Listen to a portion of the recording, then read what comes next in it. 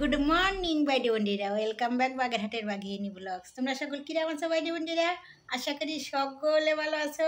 আমি তোমাকে দিদি ভালো আছি। আমি আজকে আবারই তোমাকে সঙ্গে নতুন আর একটা ব্লগ নিয়ে হাজির হয়ে গেছি। আশা করি ব্লগটা তোমাকে ভালো লাগবে।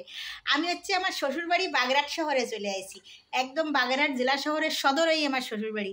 সেই শ্বশুরবাড়ির চারিপাশ দিয়ে বাগেরহাট সদর, মানে আমার বাপের বাড়িও বাগেরহাটেই জেলার মধ্যে, কিন্তু বাপের বাড়ি হচ্ছে অন্য থানায়, আর শ্বশুরবাড়ি হচ্ছে সদরেই, বাগেরহাট থানার মধ্যেই, সদর থানাতেই। তো ভৈরব নদী দিয়ে ঘেরা হচ্ছে বাগেরহাটের চারিপাশ একদম দিয়ে। ভৈরব একটা ছোট্ট নদী, ছোট্ট মানে আর কি অনেক বড় না, ছোটোখাটো একটা নদী। সেই নদী দিয়ে চারিপাশ দিয়ে বাগেরহাট শহর ঘেরা। সেই নদীর পাশ দিয়ে আমরা রাস্তা দিয়ে চলে যাব অযোধ্যা মঠ বা কোদলা মঠ, দুটো নামেই পরিচিত মঠটা। একটা ঐতিহাসিক মঠ পরিদর্শনের জন্য। চলো তোমাকে সাথে করে নিয়ে সেই মঠে যাব। তার আগে তোমাকে একটু ভৈরব নদীটা একটু দেখাই তোমাকে। দক্ষিণ পশ্চিমাঞ্চলের এই নদীটা হচ্ছে দৈর্ঘ্য 30 কিলোমিটার এবং গড় প্রস্থ 95 মিটার। বাংলাদেশের পানি উন্নয়ন বোর্ড বা পাউবো কর্তৃক ভৈরব নদীর প্রদত্ত পরিচিত নম্বর দক্ষিণ পশ্চিমাঞ্চলের নদী নং 69। এখান থেকে আমি অভিরে নিয়ে রওনা হয়ে গেছি বাগেরহাট সদর উপজেলার বারুইপাড়া ইউনিয়নের কোদলা মানে অযোধ্যা গ্রামের মঠ, যে জায়গায় মঠটা আছে সেই মঠ দেখার উদ্দেশ্যে। বাগেরহাট থেকে প্রায় 8 কিলোমিটার উত্তরে এবং যাত্রাপুর বাজার থেকে 6 কিলোমিটার পূর্ব দিকে ভৈরব নদীর পূর্ব তীরে অবস্থিত এই মঠটা। আমি একটা অটো নিয়ে এনেছি। অটোতে মানে যাওয়া আর আসা দুটোই করবো, এই একই অটোতে, মানে আর কি যাওয়া আসা দুটোই ছেড়ে দেবো না। আমি যতটুকু সময় ওই মঠ পরিদর্শন করব বা যতটুকু সময় ওই জায়গায় থাকবো ততটুকু সময় এই ইজি বাইকটা আমি নিয়ে নিচ্ছি আর কি সেই সময়ের জন্যই।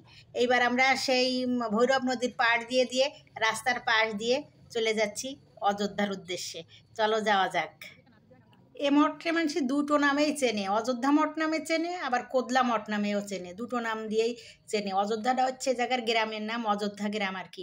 এই যে অযোধ্যা মঠ সংযোগ সড়ক, মানে আমরা ঢুকে যাচ্ছি সেই যে অযোধ্যা মঠের যে ছোট রাস্তা, এখান থেকে 2.00 রাস্তাটা, 2.00 মানে মনে হয় 2 কিলোমিটার। ওই জায়গায় যে সাইনবোর্ডে দেখলাম রাস্তা যতটুকু আছে 2 কিলোমিটারের আর বেশি ওই পাশের দিক নেই। আমরা কিন্তু মঠের গেটে চলে আসছি। এই যে তোমরা দেখতে পাচ্ছ আমরা মঠের গেটে চলে আসছি।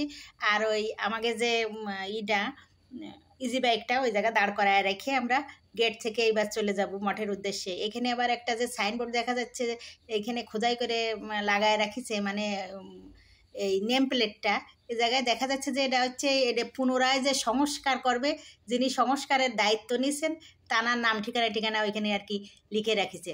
তা দেখা যায় কি আমি কাছে এগোয়ে যায় কেমন মঠের চারিদিকটা। আমি আগে কখনো আসিনি, এই সর্বপ্রথম আমি এই মঠ দেখার উদ্দেশ্যে আসলাম। আমিও আসছি, তোমাকেও দেখানোর চেষ্টা করতেছি। আমি যেহেতু ঐতিহাসিক অনেক পুরাতন মঠটা, সেই জন্য তোমাকেও দেখানোর চেষ্টা করতেছি এবং নিজেও দেখার জন্য চলে আসছি।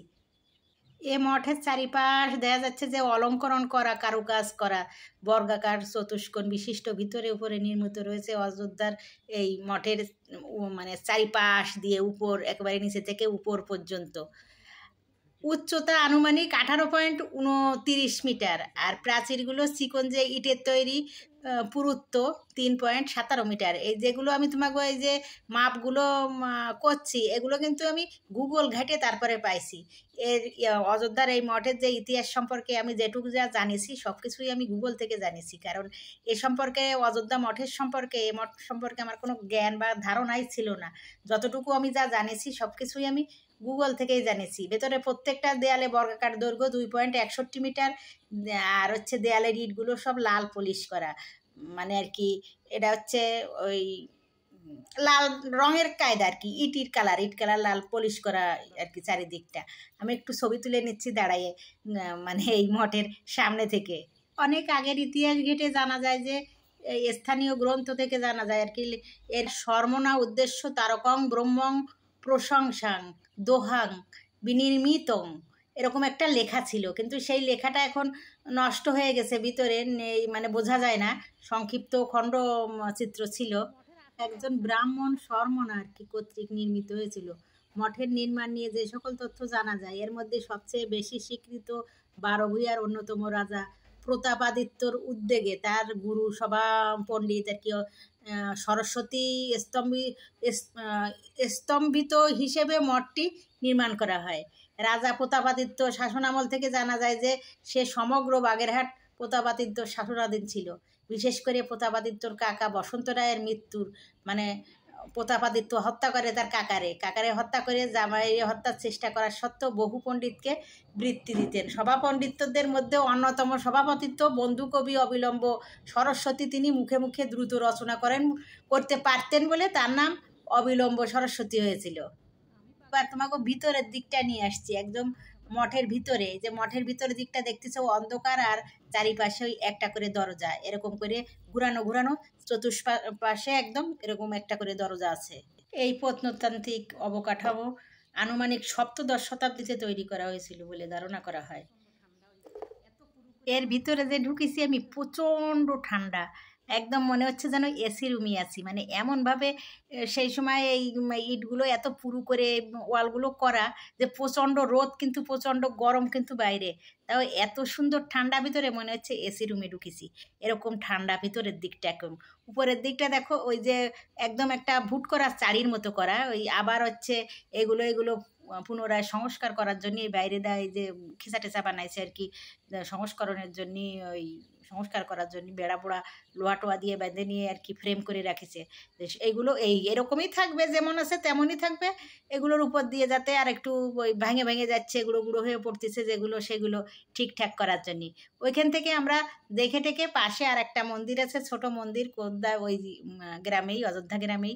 সেই মন্দিরটা আর একটু ঘুরে নিয়ে তারপর আমরা বাগেরহাটের উদ্দেশ্যে আবার রওনা করে দেব। আমাদের বাগেরহাটের ওই মানে আর কি দর্শনীয় ঐতিহাসিক স্থানগুলোর মধ্যে উল্লেখযোগ্য হচ্ছে ৬০ গম্বুজ মসজিদ, হজরত খানজান আলীর মাজার, বাগেরহাটের জাদুঘর, নয়া গম্বুজ মসজিদ, খানজালের দিঘি, মংলা বন্দর, অযোধ্যা মঠ, অযোধ্যা বা কোদলা মঠ, এই যেটা তোমাকে আমি দেখালাম।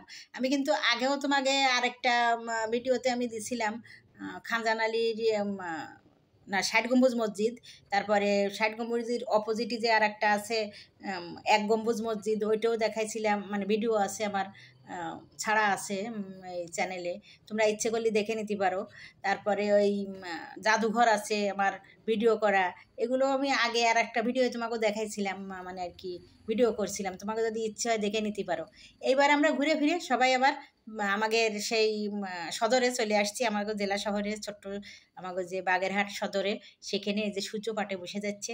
এখান থেকে স্টেডিয়াম থেকে একেবারেই কাছে আমার শ্বশুরবাড়ি, এখানেই আমার মানে গন্তব্য এই পর্যন্ত। তা আজকের ব্লগ এই পর্যন্ত। তোমাকে কেমন লাগলো জানাইও। তোমরা সবাই ভালো থাকো, সুস্থ থাকো, সকল ভালো রাখো। আবার তোমাদের সাথে আমার দেখা হবে পরবর্তী ব্লগে। আর আমাকে এই ছোট্ট একটু শহর বাগেরহাট তোমাকে কেমন লাগলো, অল্প একটু অংশ তোমাকে করে আমি দেখানোর চেষ্টা করছি বাগেরহাটের। তা তো তোমাকে কেমন লাগলো জানাইও। ভালো লাগলে লাইক, শেয়ার, কমেন্ট, সাবস্ক্রাইব করে দিও। এইবার আমরা চলে যাচ্ছি আমাকে বাড়ির উদ্দেশ্যে। এটাই হচ্ছে তোমরা যে দেখতেছো এই যে গেটটা, এটা হচ্ছে স্টেডিয়ামের গেট। আর ওই স্টেডিয়াম থেকে মাত্র অল্প একটু দূরেই হচ্ছে আমার শ্বশুরবাড়ি। এই যে স্টেডিয়ামের ভিতরে যে দেখছো ছেলেপেলেগুলো খেলাধুলা করছে, বিকেল হয়ে গেছে, সন্ধ্যা নাগাদ, মানে সন্ধ্যা সূর্য পাটে বসতে ছেলেপেলেরা যারা স্থানীয় এই জায়গায় থাকে, ভাড়া থাকে বা কাজের সূত্রে, তারপরে যাদের বাড়ি থাকে, ছেলেপেলেগুলো বেশ একটাই বড় মাঠ পেয়ে সুন্দর খেলাধুলার সুযোগ পায়, যে সুযোগগুলো অনেক শহরে থাকে না, বা স্টেডিয়াম থাকলেও সে জায়গায় টিকিট লাগে বা গেট আটকানো থাকে, কিন্তু এই জায়গায় এসবের কোনো ব্যাপার নেই।